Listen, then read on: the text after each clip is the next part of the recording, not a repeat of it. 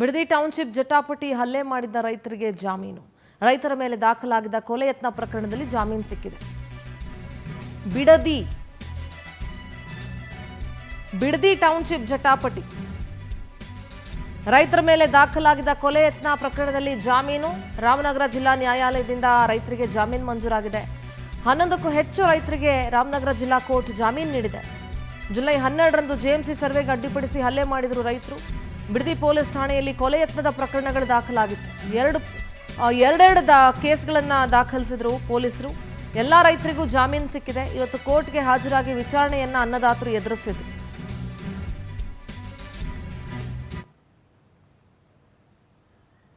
ರೈತರ ಮೇಲೆ ಕೊಲೆ ಯತ್ನ ಪ್ರಕರಣ ದಾಖಲಿಸಿದ್ರು ನೋಡಿ ಪೊಲೀಸರು.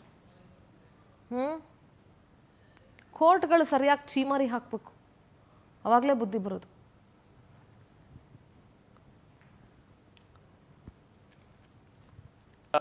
ಬಿಡದಿ ಒಂದು ಟೌನ್ಶಿಪ್ಪಲ್ಲಿ ಹೋದ ಅಮಾಯಕ ರೈತರ ಮೇಲೆ ಏನು ಮಾಡಿದ್ದಾರೆ, ಪೊಲೀಸ್ ಹೋದ ಗುಂಡಾ ಇವರು ವರ್ತನೆ ಮಾಡಿ ಎಲ್ಲರ ಮೇಲೆ 307 ಅಂದರೆ ಕೊಲೆ ಯತ್ನ ಮಾಡಿದ್ರು, ಕೊಲೆ ಪ್ರಯತ್ನ ಮಾಡಿದ್ದಾರೆ ಅಂತ ಹೇಳಿ ಅಮಾಯಕ ರೈತರ ಮೇಲೆ ಒಂದು 307 ಕೆಳಗಡೆ ಹೋದ ಒಂದು ಪ್ರಕರಣವನ್ನು ದಾಖಲು ಮಾಡ್ತಾರೆ.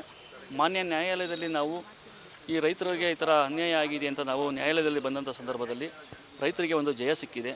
ಈ ಒಂದು ಪ್ರಕರಣದಲ್ಲಿ ಎಲ್ಲ ರೈತರಿಗೂ ಜಾಮೀನು, ಮಾನ್ಯ ನ್ಯಾಯಾಲಯ ಜಾಮೀನನ್ನು ಮಂಜೂರು ಮಾಡಿರ್ತದೆ.